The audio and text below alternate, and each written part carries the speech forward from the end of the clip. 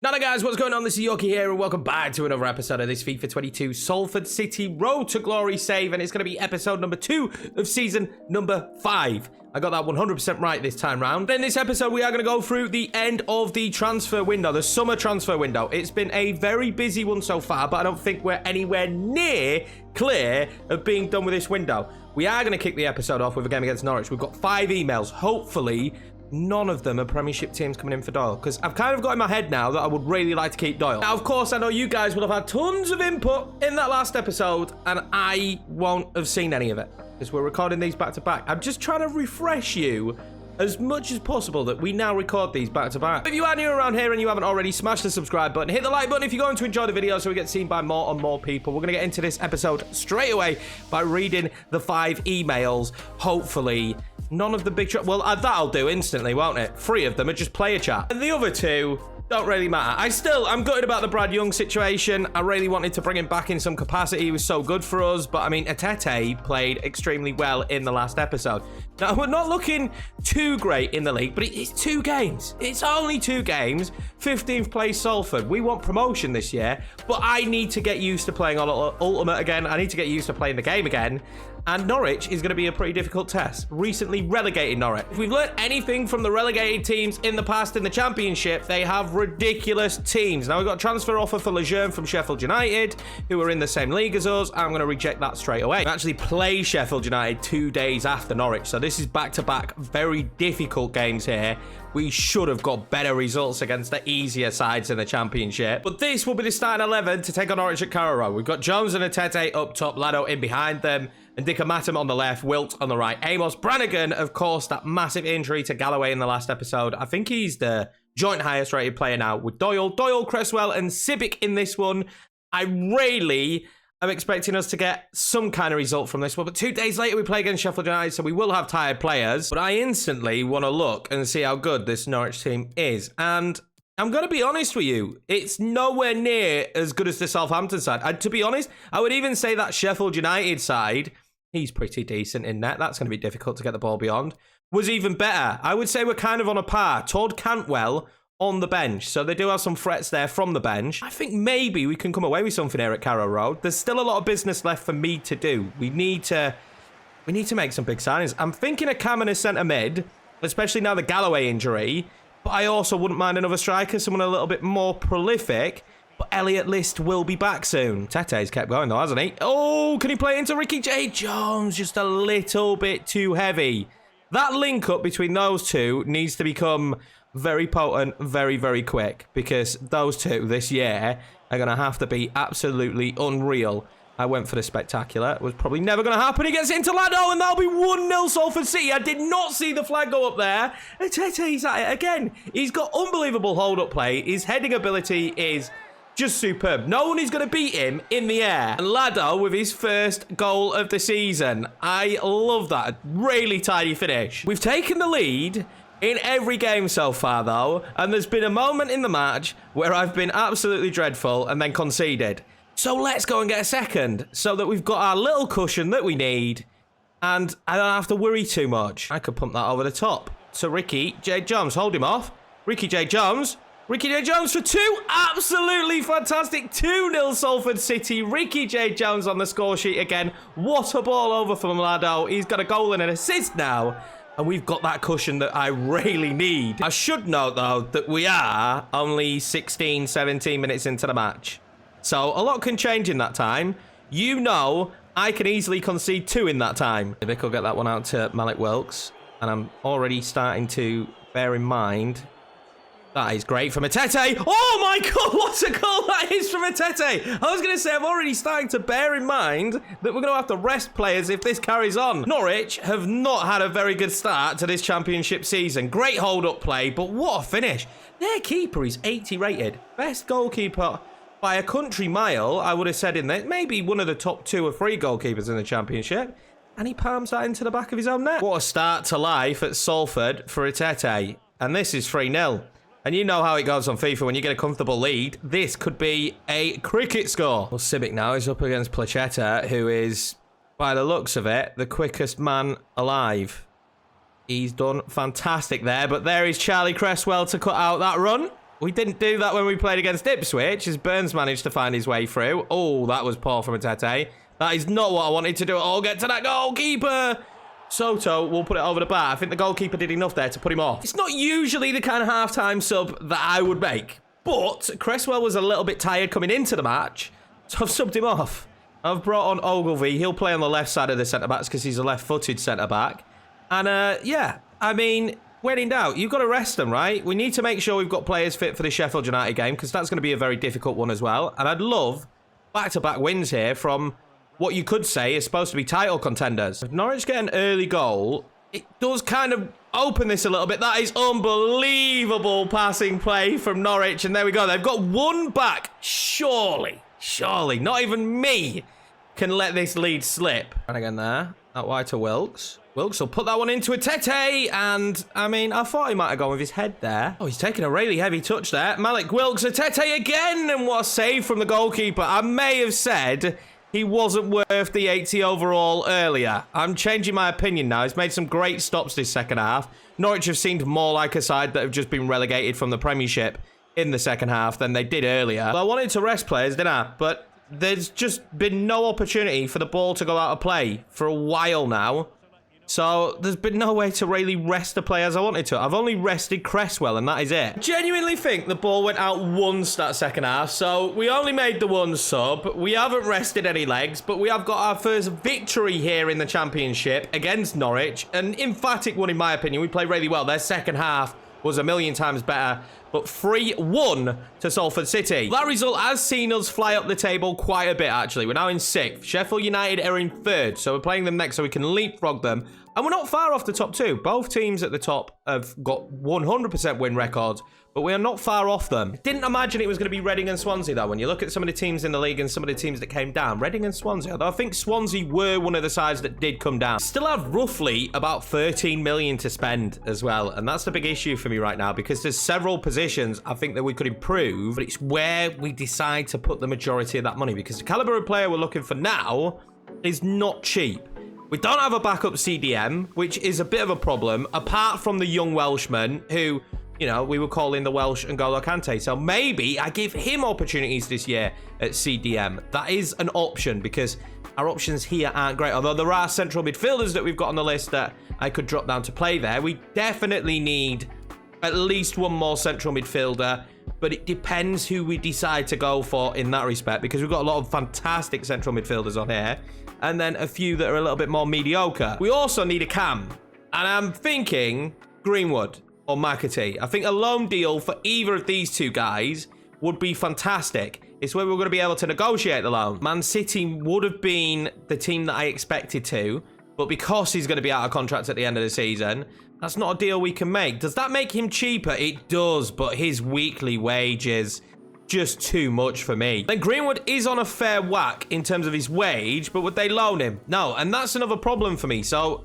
the cam position at the moment is a struggle. Marcelo Flores could be okay. He's extremely quick. He would offer something very different there at cam. I'm starting to think, though, if we're going to go all out for someone, it's probably going to be a central midfielder or a CDM. Now, Dylan Levitt could be a really good option there. He would be fairly expensive. And again, that wage, because we're buying him from the Premiership, is so high. I quite like the idea of Scott Robertson, but is he any better than Brannigan that we already have? Now, there is, of course, always the other option. We can spend the bulk of our budget on a striker, because we do need a new striker, potentially. We need someone a little bit more prolific, but the way things are going, I've been really happy with Tete and Ricky J. Jones. Right, so while we're trying to figure out what we're going to do transfer-wise, this is going to be the starting 11. It is basically as you were, apart from Kelly will come in for Brannigan. The side aren't as tired as I expected them to be. I think because it's so early on in the season. The Sheffield United team, we know all too well. Ozturk still plays for them. He's an absolute beast. And I am starting to think, we did scout him, that our big transfer signing could be Ozturk, because he can play cam and striker. He would be an absolute beast for us. Let's hope he doesn't cause too much damage today, though. Their goalkeeper as well, I remember being absolutely superb last time around we played them. I think this is going to be far more difficult than the Norwich game. Without a shadow of a doubt, far more difficult. So we're going to have to be really switched on for this match, because they're such a deadly side. That is fantastic play from Mark there. I do have runners. He's quick himself. I'm going to set on Malik Wilks here. Malik Wilks now will want some runners as well. He's going to ping that one over the top to a Tete, and it's awful. I know, into a Tete. He loves to do that. Fantastic play. Malik Wilks now in a dangerous position. I thought it'd gone in the back of the net. It's the side netting. And can I find something crazy here? What a ball from a Tete. Ricky J. Jones makes it 1-0 Salford City. I told you that link-up needed to be very good for us this season. So far, it's proven to be fantastic. I think a Tete probably won't be 15 for long. He will most likely get a new shirt number. What a ball over the top for him. It flows through him. Honestly, everything flows through him. But let's give credit to Ricky J. Jones to smash that one top bins. Tete again. Holds it up there. He's really got passing range that you just don't expect him to have. And he's going to be played in here, and it'll be a Tete for 2-0. The two men up top linking up superbly again. That's 2-0 Salford City. If you were worried in the last episode if we'd find our form or not, worry no more. I think we found it. And then I'm going to play it back out to Malik Wilks. And he will have options. Can I find one of the options? That's a great ball in. Ricky J. Jones for the tap-in. Whoa, what a save from the keeper. Well, Sheffield United at the moment just do not look at the races very much like Norwich didn't. Lado's going to be brought down there. I will take a free kick. And a red... Okay, I'll take a red card as well. I'm not sure that that was a red card. I think that was a little bit harsh. But on the day, I'm going to take it. We'll rinse and repeat here in the second half. It's been a pretty bad day at the office already for Sheffield. I think this is one of the few times, I may be speaking way too soon, that I am playing against 10 men, and it feels like it. Like, I'm not being, oh, what a ball into a Tete! It's going to be 3-0 Salford City! And Tete's got another goal! He's really taken off since joining Salford. I don't know who have let him go for a free, but it was a huge mistake. 3-0 up, a man sent off. It's obvious that we're going to make a triple sub. We're going to rest some players now. Timmy Abraham's going to get his first action of the season. Our young Welsh and N'Golo Kante. Fly is going to come on as well for Amos. And Oliver Hannah will come on the right wing. Let's see what he can do. We've tried Lejeune already this season. Be interesting to see what Hannah can do. Fly wins that back instantly. Ricky J. Jones is going to play that one into Timmy Abraham. Timmy Abraham there is going to pull that one back. That is fantastic. Timmy Abraham has scored something spectacular from that kind of angle before. So obviously I'm always going to go for it again. This time it wasn't to be. Freshly back from injury, Timmy. I'm excited to see what he can do. Not really offered much the second half of Sheffield. We'll see what I can do now putting the ball in. Why did he go for the overhead kick? I think that was Cresswell. I don't know why. I don't know why he went for the overhead kick there in his own box, but 3-0 up, red card, why not? Go for it, Cresswell. I like that from you. He was nowhere near it, though. Ozturk, he's not had a good game at all. Ricky J. Jones now will wait for Timmy Abraham to get a goal on his return back from injury. Timmy Abraham is back at it again. Superb play from us. But everyone's asked the question, is this Timmy's time? Is he done? Is he going? He's only 67 rated. Well, there is your answer. And once again, for Sheffield United, it will be an embarrassing defeat. I think the red cards played a big part, though. We've talked about in the comments section in the past that when a team gets a red card, it doesn't feel like they're at a disadvantage. If anything, it actually makes them play better. It feels like maybe that has been fixed. They have played like a team that have less bodies on the pitch. Oh, this is a nice play, though. Oh, we might not be getting our clean sheet. What a save from the keeper. Ozturk nearly bagging a goal. When I sat down to record this one, I didn't expect that we would be starting the episode with a 3-1 and a 4-0, considering the teams we were playing against. But that was a really good result. The red card, again, had a huge impact. But we were 2-0 up when the red card was given. Maybe Sheffield might have been able to ease their way back into the game. But fantastic performance from the boys. And again, so good going forward. Loan offer here for Murphy. We will loan him out again. I would really, in reality, like to sell him. But we'll take the loans for now. Maybe he gets a boost to his overall attribute while being out on loan. And then we'll get more money for him next year. Another offer for Doyle. But again, still not a Premiership offer. So at this stage, Callum Doyle is staying at Salford City. An action-packed end to this month still to go. There's still so many games to go. I think we're going to sim Huddersfield. We are going to sim Brentford just because I just genuinely don't care about the cup.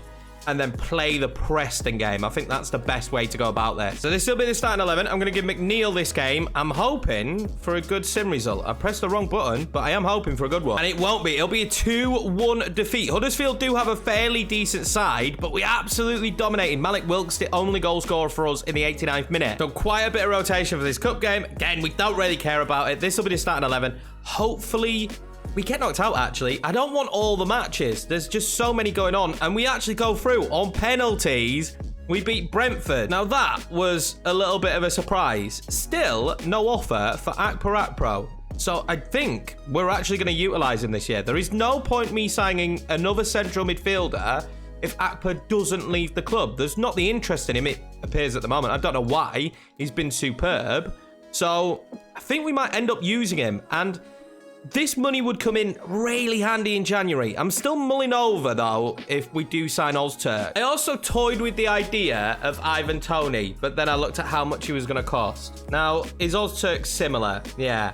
So I feel like, budget-wise, this is kind of where we're at, because a lot of the players here aren't going to improve us, and we don't have the funds to sign someone who would improve us up top, because I feel like where we're at the moment, I can't afford someone who is better than what we currently have, which is quite frustrating. We've still done a lot of business, though, when I think about it. How many players have we signed? We signed Cresswell, Atete, and Dickermatum and Mercier. Cresswell, of course, the huge transfer that we've done in this window. He was part of a swap deal with Marvin. There's still time left in the window, and Doyle has a transfer offer here. I am going to look, though, at Harvey White, and I think I'm going to sign Harvey White. He suits our formation. He's on a freebie. I'm hoping he doesn't want a big wage. But before we do that, let's see who the deal is from. It's Club Brugge. So still, currently, we are keeping hold of Doyle. Genuinely think Harvey White here is a good option for us on a freebie. Again, we'll go with the narrative that he can treat the club as a stepping stone. Doesn't want much money either. I think he's ex-Spurs as well. We've done pretty good business on picking up ex-Spurs players on freebies. I'm still not saying that's the end of the window. Anything could happen here. But when I look at the squad now, it's quite a big squad. And I think until we got more players out, 37-man squad, which is way bigger than what I'm used to. I think until we moved a few players out, I think that needs to change. And I'm looking at these centre-back situation. And at this stage, if Doyle's staying as well, we need to start letting some of these go. I think Fitzwater needs to be transfer listed. I want to keep Ogilvy around for now, I think, but he's not a happy chap. He looks like he would like to leave the club. I'm going to add him to the list, and we'll see if anyone comes in for him. Brilliant news as well. Reece Galloway is on his way back. He's on the mend. He's back with the physios, just recovering now, getting himself ready to be fit to play for us next month. And I am excited about that because he is our best central midfielder. So this is going to be the starting 11 for the Preston game. And the big news for this one is Elliot List is back on the bench. So not only do we have Timmy back, we've got Elliot List back. So I'm going to try and loan Coates out. I think that's the best decision for us to make. He can go out and get some more game time and hopefully improve quite a bit. But Elliot List is back. We are at home, and let's see if we can make it free for free in played games in this episode. That would be superb stuff. That's a good ball out to Malik Wilkes. Malik Wilkes now. I'll lift that one in. Lado was not the target there. I wanted to get that to Atete. Every time I cross the ball in, I'm aiming for 6'6" Atete without a shadow of a doubt. Nice play this from Preston. We are on a little bit of a bad run. Although it did knock Brentford out of the cup, so that should be accepted. That's a good save from the keeper. Preston has started pretty brightly, to be fair, in these opening moments, which is making me just the taddest bit nervous. What a save off the line from the keeper. Atebe now has it. Atete. I don't know why I keep saying Atebe. Another name I can't pronounce. Malik Wilkes. Malik Wilkes. What a save from the keeper. I thought Ricky J. Jones was always going to be offside there. Look at that. On the line near enough. What a save from the keeper. I have noticed, though, that my keeper does not like using his hands. That is exactly where I want the ball to go. He just couldn't get enough power on it. Oh, that's lovely. Atete through to Ricky J. Jones. It was always going to be super difficult. I feel like he could have controlled that as well if I haven't pressed B. On fire at the moment, Ricky J. as well. Go on there, Atebe. Atebe, it's Atete. Yorkie, it's a Tete, and Malik Wilkes nearly scores. It's off the post. Good save from the keeper. Earl there now. Oh, I thought I was going to get that tackle in. Somebody get there, and what a save from the keeper again. Both sides at the moment working the opposition goalkeepers quite well. Tete is going to ping it over, and Ricky J. Jones surely will get to that. Ricky J. Jones relishes these positions. Ricky J. Jones now off the post. Well, how there has not been a goal in this game so far, I have no idea. It's not the ball in I wanted. Ricky J. Jones, though, managing to get it into a dangerous area. Nothing will come for it. Although we've got the ball back. Tete, Ricky J. Jones then, across to Brannigan. Brannigan wasn't really the man I wanted there. Well, 0-0 at the half, but it's not been a ball draw at the moment. It's been absolute chaos. Both sides having unbelievable chances. We've hit the woodwork twice. What is it going to take to score past Rudd? Also, both goalkeepers are having superb games. Into a Tete. They're standing off him. They're going to stay standing off him. Tete with an absolute screamer. He really has become a difference maker. Again, I will say it. I was really nervous about losing Brad Young and not getting a replacement that was the same overall, or at least close to the same overall that he came in at. I think it was like 74, 75. But Tete has just been an absolute beast. And this caps it off. What a screamer from him. Well, that is one way to break a deadlock. And that is 5 goals in 6 games in his career here at Salford for Tete. Really hit the ground running. We get the bodies over here. We can. Oh, and that is absolutely superb from Cresswell. Lado knows what to do in this position. Lado's ball over the top to Ricky J. Jones is superb. And Ricky J. Jones will cap off a brilliant start to the season as well. 2-0, Salford City. Well, I've seen enough to make some changes. Ricky J. Jones will score and then come off. Elliot List is back on the pitch. Injury-plagued season last year, but still had a good goal record. And we're going to see Harvey White for the first time. Elliot List wins that back. Oh, that's great. Link-up play between him and Tete. Tete over to Elliot List. Oh, and Elliot List can't score. Oh, he's going to be back on the pitch and back bagging goals. There we go. That'll be it. What a fantastic performance from Tete. Again, what a great goal from him. Ricky J. Jones as well. But the thing I'll point out in that one, defensively, the goalkeeper was brilliant. But we look far more solid in this episode, having Doyle and Cresswell next to each other. They're great additions. Hopefully, we keep him down in the transfer window. But Abdelouai had a fantastic performance as well. And after the match, we are straight in to deadline day. And I'm nervous because at this stage, I think I'm kind of happy with the squad. I would have loved to have done more deals. I really would have done, but it just wasn't achievable. Can we get some loans out now? Would be fantastic. But apart from that, I think we go into the rest of this season, or at least this first part of the season, with the squad we've got. We've got a couple more loan deals now, but still nothing there in terms of the Doyle move. Now, Tony Fly, I wouldn't mind using this year, but I actually think if we could loan him out for one season, him and Copes, it would do them a world of good for their overalls. And with us, hopefully, praying, being in the Premiership next season, we're going to need those overalls to be as high as possible. Well, there is 2 Doyle transfers, but luckily for us, none of them are English Premiership sides, so we can reject both of them. And at this stage of the year, the deadline day, Doyle will be staying at least for half a season. We've got a transfer offer here now for Morrow. I mean, it's a little bit too late in the day, but I do think Morrow's probably someone we're going to look to move on in January, and we'll sign another left back. Well, left winger, left wing back. That's deadline day done and dusted. We've got a couple of transfer offers straight after. I'm going to accept this Fitzwater one, so he'll probably leave in January. But the Lejeune one, I'm going to reject that one instantly. He's going to get some game time this year. Now, we could still scout some youth players, so let me know down below where we should be looking. I think I'll probably just do 6 months worth of scouting this time round. We've got a lot of young players already, so we don't need a ton. I think this is the time now where we'll probably go to some more random countries to try and find players. But that does conclude the transfer window. What a summer transfer window. I'm happy with it. Let me know down below how you feel. We do have Manchester City in the cup, and I'm tempted to play that. We will be taking on West Brom, Blackburn, Coventry, Bristol City and Luton in the next episode, so hopefully we can continue this run going. We are currently 6th in the league, but I've put a lot of that down to the 2 early draws we had in the season. West Brom obviously can't continue that run of form. I don't expect Stoke to either. So I do feel like we will be well within the race. It's still super, super close. Only a 3-point gap there at the top of the table. That's going to be it for this episode, guys. I appreciate each and every one of you. Thank you very much for the support. I know disappearing for a month and then coming back, it's always going to be a little bit 50-50, but I wanted to continue this career mode for the guys that have really stuck around and helped the channel over the last year or two. So I do appreciate you guys. Thank you very much for watching, and I will see you in the next episode.